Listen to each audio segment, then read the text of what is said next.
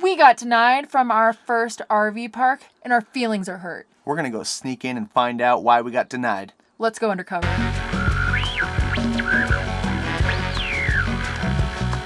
So this week, we decided to head out to our favorite national forest camping spot instead, and we'll show you around in a little bit.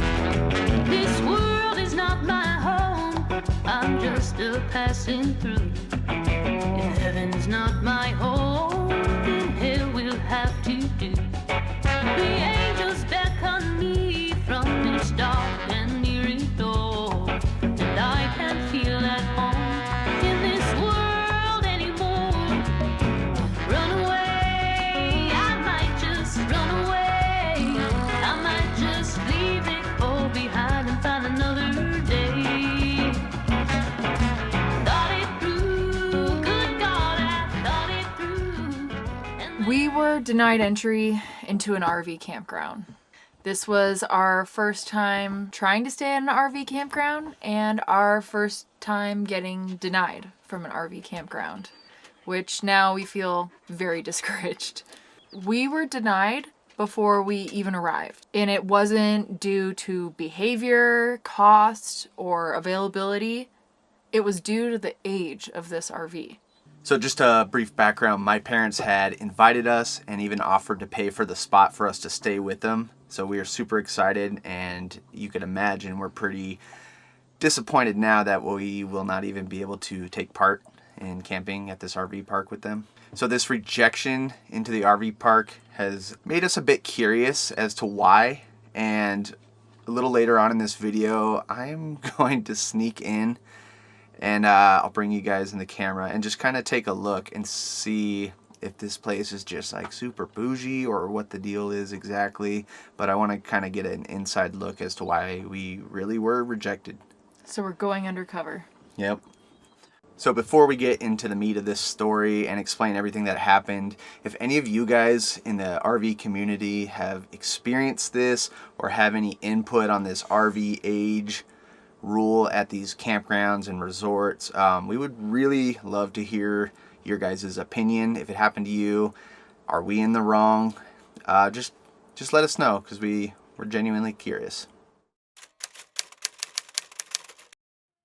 You guys, we made it, and it's freaking beautiful here. Not only is it super private in the middle of nature, it's free.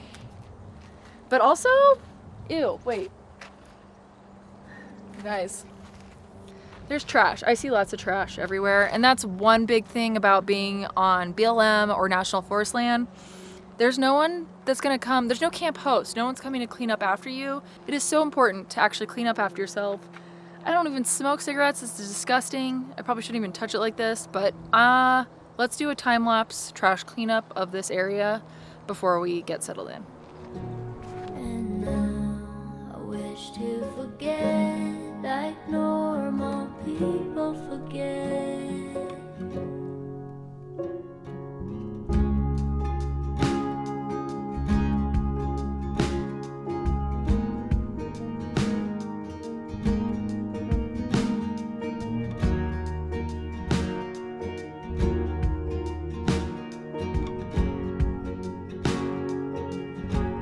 What's pen on paper? Just wait till you make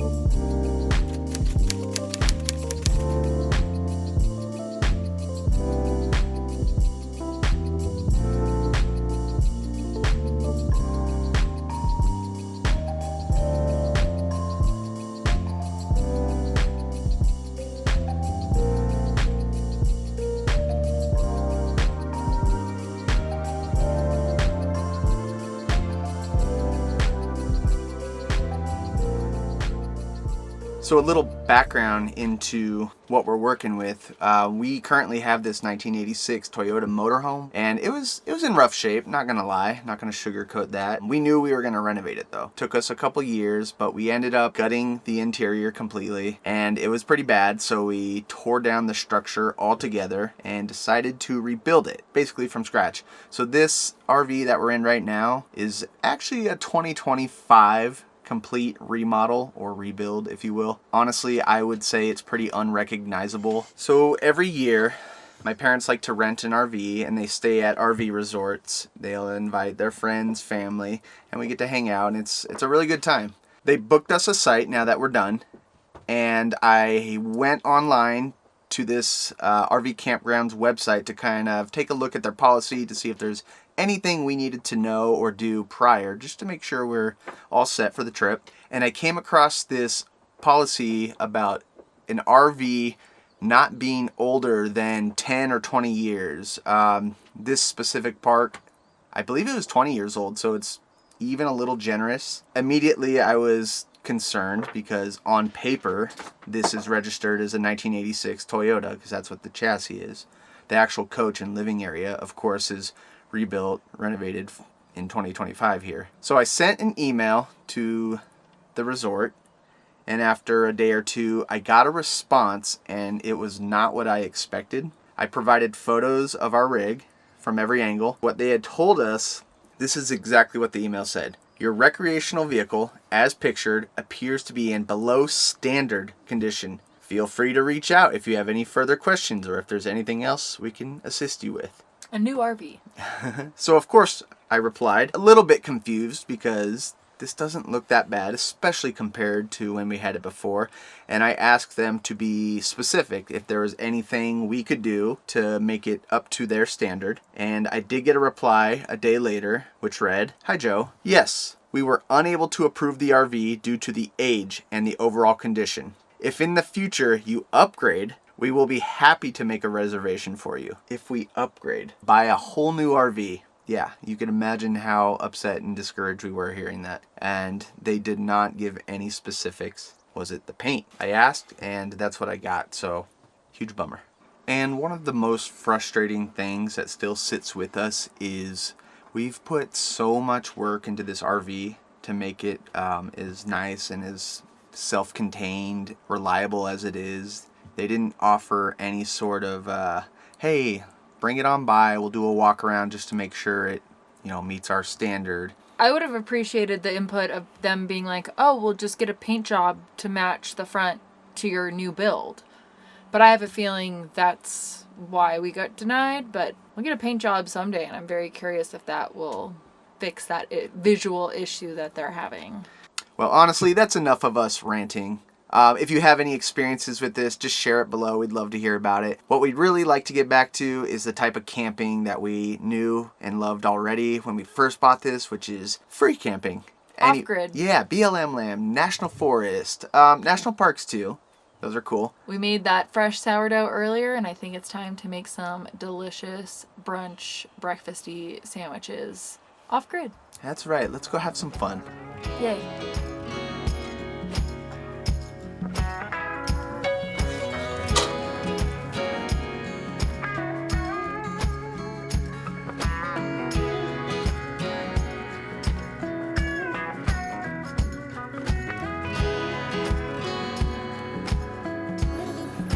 I'm a bite, girl. Sourdough, eggs, bacon. Happiness. It's so good.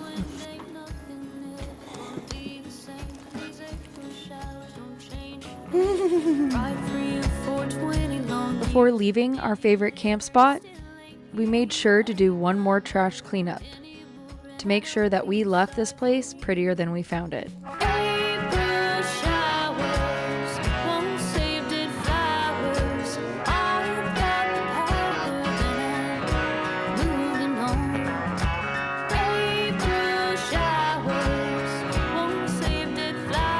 Our next stop was to go undercover and scope out that RV park for more answers.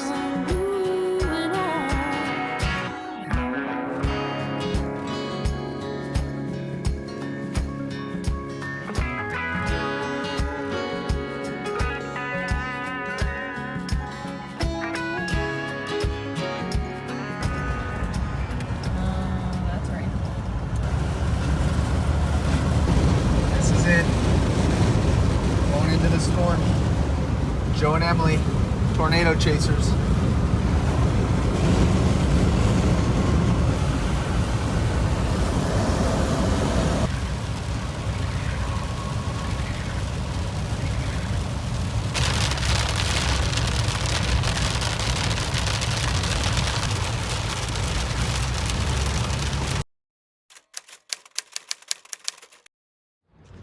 Okay, we just parked in this lot across the street from the RV resort. I'm just gonna casually walk in. So far, I see a nice little welcome center. I don't know, maybe this place is like super bougie, you know, like $1 million RVs. So having our little rig back there would make the quality of life for these vacationers, you know, very unpleasant. Let's show you guys around. So everything's nicely paved. Each spot has a little pergola with bench seats, some barbecues, obviously some full hookups, shrubs in between you and your neighbors, nice grass patches. So, you know, it's like I guess you could call it a resort. There's quite the array of different vehicles and RVs and trailers. You know, some are older. Could be less than 20 years. So, I don't know, what do you guys think? What do you guys think? Well, I don't know what it is. Maybe it's the size of our rig. Maybe they're jealous. That's something from 1986. 1986 is still going strong. Either way, it's not our place. We don't fit in there, so off to better, more fun and camping experiences.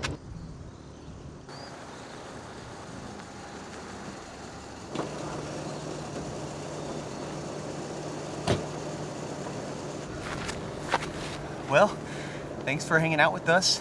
We'd love to hear from you guys. Leave a comment. We appreciate you liking and sharing, subscribing if you haven't. Let us know if you want to see more RV adventures. It's raining. And it's thundering. I think it's time to go.